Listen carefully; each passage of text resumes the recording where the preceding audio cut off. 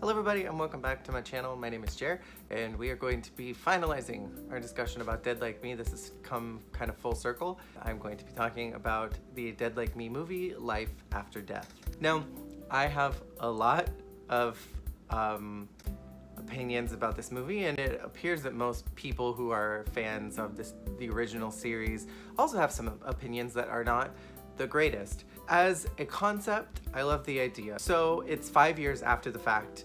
Rube is no longer part of the group. He allegedly got his lights and their Waffle House burned down at the exact same time. This guy named Cameron Kane is sent by upper management to go and take care of this Reaper division because apparently they've been getting a little out of hand, which seems suspicious because Rube kept such a tight ship.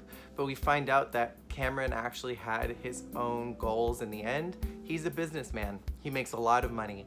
And he's kind of broken all those rules that Rube had set, which is don't really get involved with the living.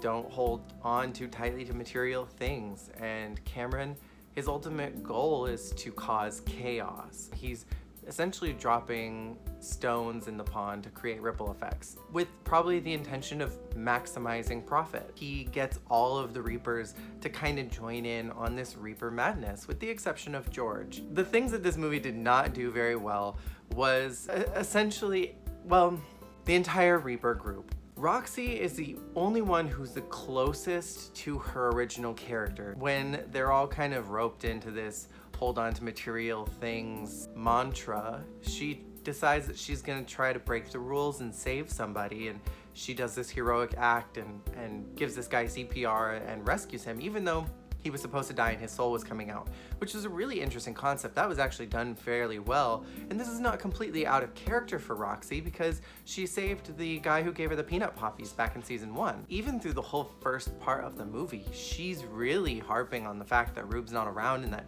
he wouldn't stand for certain things, and it's only when she has an opportunity to advance in her career that she decides that she's gonna try to break rules to see what happens, because she thinks that Cameron's got it figured out. You know, Rube had set all these rules about what not to do, and Cameron's thriving. So she decides that she wants to break rules too. So it's not completely out of character, it's just a little leaning to one side that doesn't totally make sense. With Mason, he's not horribly out of character. He doesn't really do any of the things that we've grown to see Mason do. He's still obviously a screw up. He robs a convenience store after a guy gets shot at by a robber, and not completely out of character for Mason. I think we could probably see this happening in an episode of the show. There are these two girls that Mason is messing around with, and they pretty much only seem to be interested in him because he's providing them gifts, which Mason's never had a lot of money before, never really been able to produce money on his own without spending it on his own selfish things. So the fact that he's got money to take these two girls out is a little out of character for him. But there's a point where George walks up to him and asks for help because her Reap got messed up, and Mason just doesn't care. And Mason has always been willing to help George, no matter the situation, even when he was messed up. And we saw even in Death Defying where he was completely jealous of Ray, and he was intoxicated, and he was frustrated in general. He still was willing to go and help George because she needed it and because he wanted to help her. He's always been a brotherly figure to her, and that completely goes out the window. The biggest offender in this movie, besides the fact that they couldn't get Mandy Patinkin to come in and I couldn't quite figure out why he wasn't able to, the biggest offender is Daisy's character, they were unable to get Laura Harris because she was working on Women's Murder Club, but they got Sarah Winter. Back in 2003, she was on 24 season 3, and she co-starred with Laura Harris, and they were sisters, so she got to see her act. She got to see her firsthand how she acts and how she presents herself. And also she had a season and a half of source material that she could have watched to try to nail down her character. And I don't know what she was trying to do, but it wasn't Daisy. I don't quite know what she was trying to do because it's not Daisy at all. Maybe there was some type of weird direction that was happening, but ultimately it fell down to bad writing, bad direction. Old MacDonald had a father. And just really bad character choices. It was humiliating. If you have a season and a half of source material to look back on and figure out what your character is supposed to be, Why wouldn't you use that? But then at that point, why not just write Daisy out of the story? They already had written Rube out. Again, the writing was bad. They made Daisy be a drunk. She hates being drunk. And when she does get drunk, she only got wild one time because she was riled up by Mason. But the other times that she started drinking, like after Ray was killed, she was just kind of a sad drunk. And that's how Daisy's always been, because she hasn't been able to resolve whatever her underlying issues are. And they made her do this stage play where she was Lady Macbeth, and she got drunk before the show, which Daisy would not have done, and she flubbed all of her lines, which Daisy wouldn't have done. She had that whole monologue in season 1 where she knew all of the lines, but just forgot the punctuation on the last one. And please don't be afraid to stop me if I'm even off by one syllable. It was such a poor overall performance that it kind of drug the rest of the movie down, because Daisy's such an integral character to this group. Her being indifferent about what George is going through and her kind of being indifferent about reaping is also a little bit questionable, because as the season was going on, we were seeing her lean more towards being a sister to George. She was leaning more towards relying on Mason as somebody stable who could kind of help her get through things. I mean, they went through homicide together. You know, they had this bond that they were working on, and it was like they didn't even go back to season 1 Daisy. They went to like season 1 episode 1 Daisy from another version of a script. Characters that they kind of were neutral about were Dolores. They kept her consistent. Crystal made an appearance in the movie and she didn't really say much, which was on brand for her, but Dolores goes and takes Murray on this last hurrah kind of vacation, and then at the end they launch him up into space after he's cremated. And they show another pet reaper, which was a nice little reference to the show, with characters they did really good things with. I want to start with George, because she shows kind of the most source material from the show is what they bounced off of. We have already seen that George holds on to things too tightly, and when she finds out that Rube is gone, she holds on really tightly to these rules, and that rules can't be broken and you have to follow them. And she lets that bleed into Happy Time. And she lashes out at an employee, she screams at them, she causes a huge scene. We saw her do that with Ethan, so it's not out of character for her. These are all things they were very consistent with. She has this moment where she starts reconnecting with Reggie, and she's starting to make these kind of slips, letting her know who she is. And Reggie figures it out. She puts all the pieces together and she chases her down and tries to figure out who this girl is. And George ends up telling her everything, that she's a Grim Reaper, that her name is Millie, she works in Happy Time, she takes people's souls. And what they did really well with this plot is they made it that George's reap in the movie, it's this whole character arc that intersects with Reggie's character arc.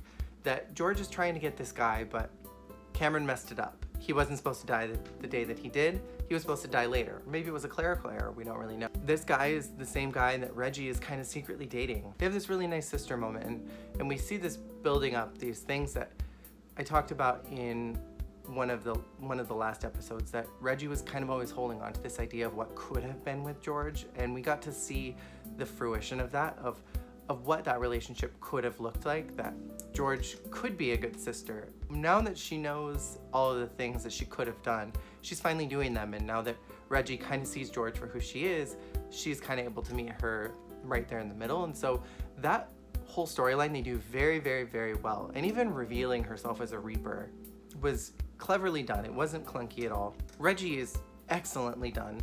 She takes all of those character traits from the show and they enhance them even more. That she's learning to communicate with Joy. She's learning to communicate herself at school with people that she likes, and she's still a weird girl. People still don't like her. There's all of these subtle nuanced things that they did with her, and it was like she jumped right back into that character and was able to figure her out. Joy, I think, is the best character in the movie because they took that storyline from Angelo, telling her that she should write books, that she has stories to tell, and she wrote a book about how to grieve and kind of move on from your dead child. She started these group therapy sessions where she's helping parents cope with the loss of their children. She's trying really, really hard with Reggie, and overall they did the most leaps with her and grew her the most, and she still is intense. She's still Joy. When she's trying to train Reggie how to drive the car, she screams at her and she freaks out over little things, but she apologizes to her immediately afterwards. She realizes what she's done. So she still has those character flaws that make her Joy, but she's figuring out that that type of parenting doesn't work with Reggie, and she's correcting herself, which is excellent character development. She's the only one that it felt like anybody went and looked at the entire show and said, this is what Joy would be like 5 years from now. Where George is pretty much the same that she's been. You know, Reggie is growing. Dolores is pretty much the same. All the other Reapers just kind of went into a completely other direction. But Joy, they took the most care of, and that's what I really appreciated with her. And the thing that they did the best in this whole movie is they wrote Clancy out, which is what they should have done with Daisy. Since they already wrote out Rube, it wouldn't have hurt to just write out one more character. So then the story in general, I think is an interesting idea to kind of take from this idea that they had written into the Peanut Poppy episode, that if you mess with death, you mess with the appointments, something is going to happen. And kind of seeing how each one of the Reapers handles breaking the rules that Rube was very staunch about is an interesting concept. Having somebody who kind of breaks all the rules regularly and is rewarded for it, which we've seen in The Shallow End. We saw that where the popular kids were just mean and broke the rules and did bad things, but they were rewarded for it. And so we get to see that on a Reaper level, and I think that concept is interesting. It just wasn't done the most delicately and with all of the characters in mind, how they all would have realistically reacted in these moments. Daisy and Mason almost feel like they should have been flopped. That if Mason had been the raging drunk and being a mess, that would have made sense. Even Daisy having sex with Cameron and kind of being a flooze and getting mad that he's not screwing her anymore is out of character for Daisy, because it almost made it seem like she did those things, that she blew the rich and famous all the time because she was trying to fill this void inside of herself that she was so sad about something by filling that with semen. But they did do something right in kind of showing the Gone with the Wind set exploding, and so that was something that I had mentioned, is that they had never really shown anything about her death. The closest we got was the old man in the Haunted episode who mentioned that he had always seen her walking around with the rich and famous, and that she had gone down with Gone with the Wind when it caught on fire. And so that was something that they did well with her, but I think just overall, she's just really, I'm sorry I'm harping on her. It was just bad. About as humiliating as your performance tonight, apparently. It was really bad. And also, I'm sad that we didn't get any Kiffany. I understand why they had to burn down their Waffle House, because they wanted to put them in a different setting. But it just makes me sad, because I would have loved to have seen her again. I like the idea of giving them cell phones so that they can communicate better and get more information. It felt a little product placement-y to have the trios. I think bringing them into the 21st century and getting away from the Post-its is interesting, and especially in the very end where George gets the Post-it rain on her, bringing it back to Post-its are the way to go. There were interesting concepts in there, just not perfectly weaved together. Really, the best part about it was the last family, and showing how they've progressed over the last 5 years and who they've become and who they're going to continue becoming, that they're probably just gonna leave Seattle and go somewhere else and start a new life together. And the fact that Reggie is willing to run away with her mom, and one of the last things she says is, as long as we're sharing the journey, it'll be all right. I think that moment is really sweet and kind of the penultimate moment that we've been waiting for with the last family. And that was the part that was the best thing about this movie. And overall, it's cute. It's a nice way to kind of end it all with certain scenes. I think specifically with the Lasses, it feels like a nice way to kind of bookend the show and show how they've grown and how they've progressed. And with everybody else, it could have been better. Those are my thoughts. If you guys have watched it, let me know what your thoughts are. And thank you for sticking with me through this whole project. And I'm glad that I was able to stick to a project and finish something. And if you are interested in more Grim Reaper stuff, I have a link to my book that I have on Wattpad is in the description below, and you can check that out. And I am going to work on my season 3 that I had in my little fan fiction. I have episode 1 finished, and so I might be posting those soon. So keep an eye out for that. Thank you guys for watching.